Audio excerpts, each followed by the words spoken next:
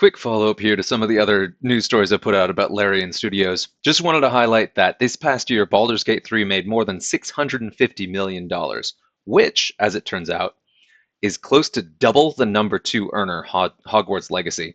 Baldur's Gate 3 outsold Hogwarts Legacy by where was it? Let's see. $316 million, so almost twice as much. And that's on Steam. That's just direct from the Larian launcher. That's hard copy. Well, I guess that's just on Steam. Yeah, just on Steam. That is absolutely bananas. Okay, and this is one of the really cool things about this too, and I'll link to this article so you can read the whole thing about it. But the key point this is making is that this was a massive business success. Baldur's Gate 3 made a lot of money last year, and it has zero microtransactions. There's even no promise of an expansion, there's no DLC, no nothing. It's just, here's the game, you buy it. And that's something that as gamers we were used to for a really long time until things like Fortnite came out and included microtransactions, and a lot of business-minded developers kind of smelled blood in the water, and that's kind of, we've gotten to microtransactions here. So follow up to the conversation about subscription-based gaming, microtransaction gaming, live support gaming. Baldur's Gate 3 did a magnificent job of just building this game, and now they're updating it to make sure that everything is polished up and great, which is good. I appreciate that. But it could be it. Like, it could be that's it. This is Baldur's Gate 3. We'll polish it up to the point where it should be, and then we'll leave it. And it's like whatever money we make off of it, great. Which I would be perfectly happy with. We don't need DLC. We don't need expansions. We need good games that we can pay for, play and enjoy, and then, move on. Yeah, no, super pumped about this. So this again is just one more thing that gives Sven Vincke, of course, one of my heroes, and Larian Studios a huge amount of credit and credibility on the world stage as developers who made something incredibly successful that bucks the trends. There was one other tidbit at the bottom of this that was especially encouraging, though. It was the share of games with microtransactions that sold more than 1 million copies dropped from 33% in 2022 to 25% in 2023, which is a big drop, almost 10%.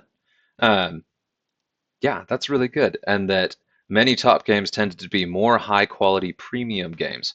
And I wonder a little bit how that was rated, because this past year we did see Diablo 4 pop, or I guess this is 2023. Yeah. In 2023, we saw Diablo 4 be one of the bigger launches, and Starfield, I think neither of which technically have microtransactions, although Diablo 4 could.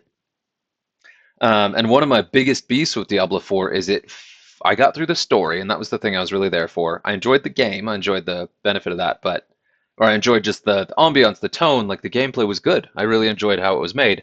But at the end of the main story, when you get to the end game content, it felt like a game that was deliberately unfinished to leave a bunch of opportunity to add in expansions, DLC, season stories, which, you know what, that's fine, but you need like a single player story that is still just a single player story, just like most narrative games are. And that the Diablo series is moving away from that to be more like WoW is very frustrating to me. And it didn't feel good. I got to the end of the story and was like, okay, that was really cool. There were some highlights, but there is no conclusion whatsoever. I have no idea what happened to a lot of these characters. And it just is setting up another expansion. It's a cliffhanger of a game. And for it to be that big with that big of a time commitment and cost that much, it should have its own kind of cherry on top, a capstone at the end of the story, and it doesn't.